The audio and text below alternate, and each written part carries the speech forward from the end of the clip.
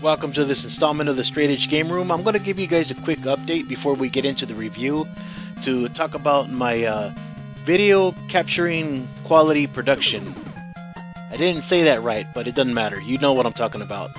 I've been using this to video capture video game consoles like the NES, Super Nintendo, and PlayStation 2, but it's no good for the Sega Genesis or Atari consoles. The reason for that is if you try to capture those like the Atari 7800 or 2600, Sega Genesis or Master System, this will pick that up in grayscale, so you won't get those consoles in color.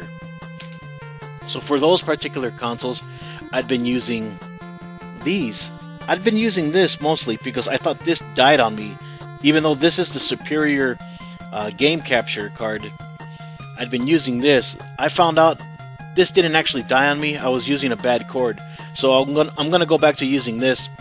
But I'd gotten some reasonable success using the Vivitar HDMI to USB converter. So I've been using an AV to HDMI converter and then running those to capture through these. So I've been using these for like the Sega Genesis and Atari consoles, but I have not been too pleased with how some of those videos turned out, so I ordered the RetroTink Mini, and we'll see what that looks like once it comes in the mail. I'll play around with it for a while and run it through most likely this and see if I can make a better video for you guys. I couldn't spit that out. You gotta forgive me if I'm tripping over my words. I'm not the best promo guy. But until we can get that in the mail, let's look at this, which I don't need a capture card for. Street Hunter LCD video game. I still have the packaging that it came in, by Technosource. Let's get into it.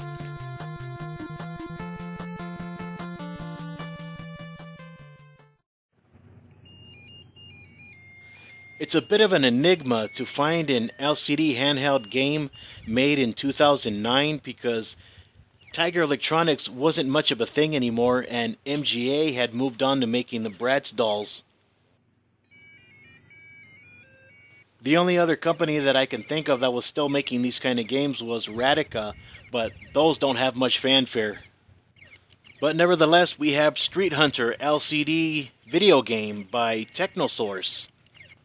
There isn't much to be said about this other than it's a mindless button masher with a title to cash in or piggyback off the Street Fighter franchise.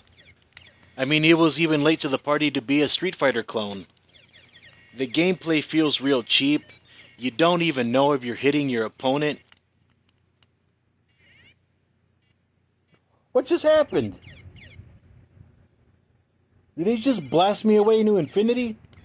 And half the time you can't even see what's on the LCD screen because it's so badly articulated.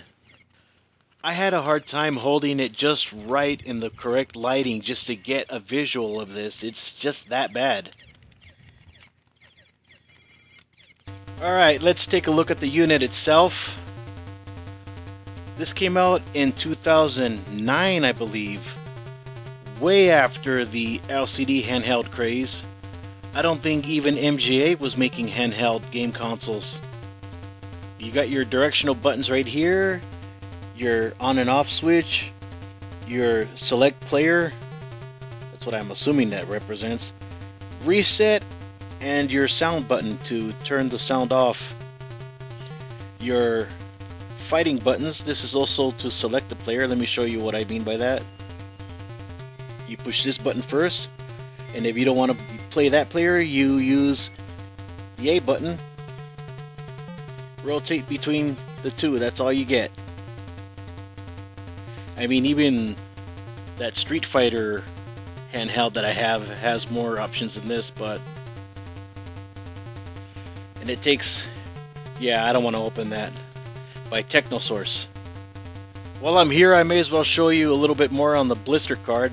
That's right, the instructions are on the package. There's no leaflet or pamphlet or any kind to give you the instructions, but at least they give you the instructions. I don't know if they printed it here to cut costs and save money. Technosource USA. I don't even know if that website's any good anymore. And well, to their credit, there's no false advertisements concerning the visual of the game. Multiple challenging levels, exciting sound effects, and I'm assuming that one said music.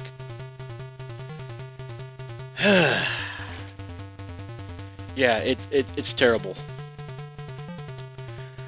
But what do you expect from an LCD handheld that was way late to the party?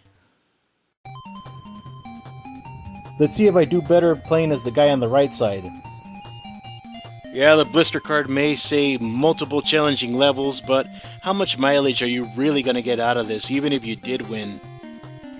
As terrible as many of the Tiger Electronics and MGA games were, those were way more competent than this. I have a bad feeling that this Street Hunter game was not something that Technosource made themselves. In fact, I think they used the template off of another cheap Chinese generic LCD handheld game. I have a feeling that you'll find this game in a novelty store somewhere with a different shell and a different title, but basically it's the same game. That, unfortunately, is a common practice with cheap Chinese knockoffs. I know Chinese-made video game consoles and handhelds get a bad rep, but much of that is well warranted. I'm not too broken up about it. I only paid $5, however I do feel like I paid $3 too much. So that was Street Hunter LCD video game by Technosource. Not much to be said about it because there's not much to this game. Thanks for watching this short review. If you enjoyed this video, please like, subscribe, reference my video catalog for past episodes of the Straight Edge Game Room. Stay tuned for future episodes, and I'll see you again next time. You guys take care.